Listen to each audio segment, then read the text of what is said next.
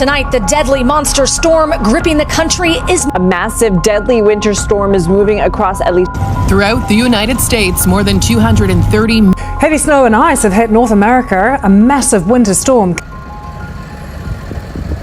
ये सब इसलिए हो रहा है क्योंकि दुनिया के सिस्टम्स एक स्टेबल वर्ल्ड के लिए बने थे, लेकिन हम अब एक अनस्टेबल वर्ल्ड में जी रहे हैं। अब थोड़ा कामली समझते हैं स्टेप बाय स्टेप। इतनी एक्सट्रीम ठंड और स्नो आखिर क्यों हो रही है?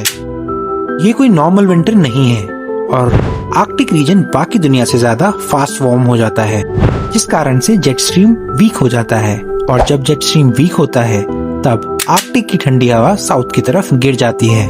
रिजल्ट क्या होता है? अचानक से deep freeze, heavy snow plus ice, और इस कारण से पावर लाइंस टूट जाती हैं, रोड्स जैम हो जाते हैं। इसीलिए पैराडॉक्स ये है कि ग्लोबल वार्मिंग का एक साइड इफेक्ट एक्सट्रीम ठंड भी है। और जब ये सारी चीजें यूनाइटेड स्टेट्स जैसी कंट्रीज में होती हैं, जहाँ पे इंफ्रास्ट्रक्चर नॉर्मल वेदर के हिसाब से बना है, तो सिस्टम कोलैप्स हो जाते हैं। बात करते हैं ऐसे एक्सट्रीम वेदर में बिजली, फ्लाइट्स, रोड्स सब एक साथ क्यों फेल हो जाते हैं। क्योंकि मॉडर्न सिस्टम्स एफिशिएंट हैं बट रेजिलिएंट नहीं।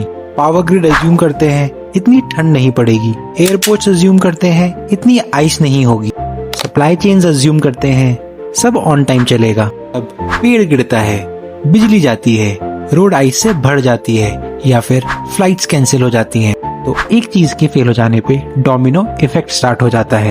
उस टाइम पे सबसे ज्यादा कौन सफर करता है? गरीब, बूढ़े, homeless.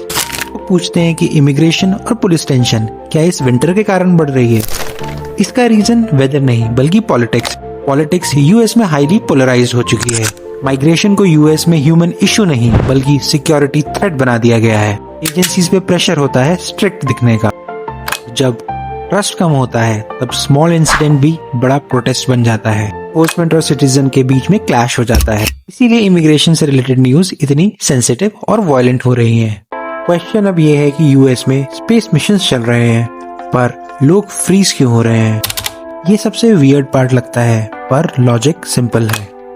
Space projects equals to long term planning plus fix funding, और वहीं climate and social crisis equals to messy, expensive and political headache. तो होता क्या है? रॉकेट स्पेस में जाता है पर ग्राउंड पे बिजली नहीं होती। ये कॉन्ट्राडिक्शन सिस्टम प्रायोरिटीज दिखाता है। बात करते हैं कि ये सारी चीजें एक साथ होती क्यों लग रही हैं? क्योंकि ये अलग अलग प्रॉब्लम्स नहीं है।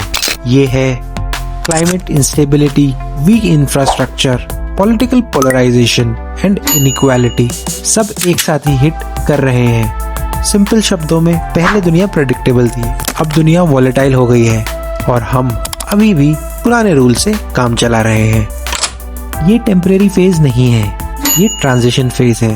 पुराना सिस्टम टूट रहा है, नया सिस्टम अभी बना नहीं है।